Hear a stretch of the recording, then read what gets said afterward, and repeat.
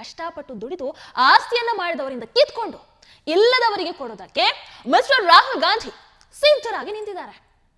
ಇಲ್ಲದವರಿಗೆ ಅಂತ ಹೇಳಿದ್ರೆ ಬಡವರಿಗೆ ಅಂತ ದಯವಿಟ್ಟು ತಪ್ಪು ತಿಳ್ಕೊಳ್ಬೇಡಿ. ಅವ್ರು ಕೊಡೋದಕ್ಕೆ ಪ್ಲಾನ್ ಮಾಡ್ತಾ ಇರುವಂಥದ್ದು ಮೈನಾರಿಟಿಗೆ, ಅರ್ಥಾತ್ ಮುಸಲ್ಮಾನರಿಗೆ.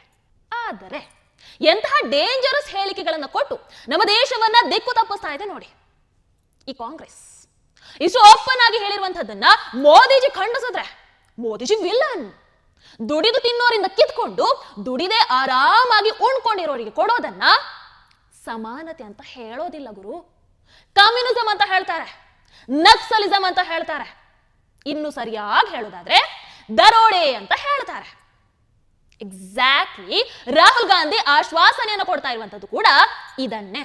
ಶ್ರೀಮಂತರನ್ನ ದೋಚಿ ಬಡವರನ್ನ ಉದ್ಧಾರ ಮಾಡ್ತೀವಿ ಅಂತ.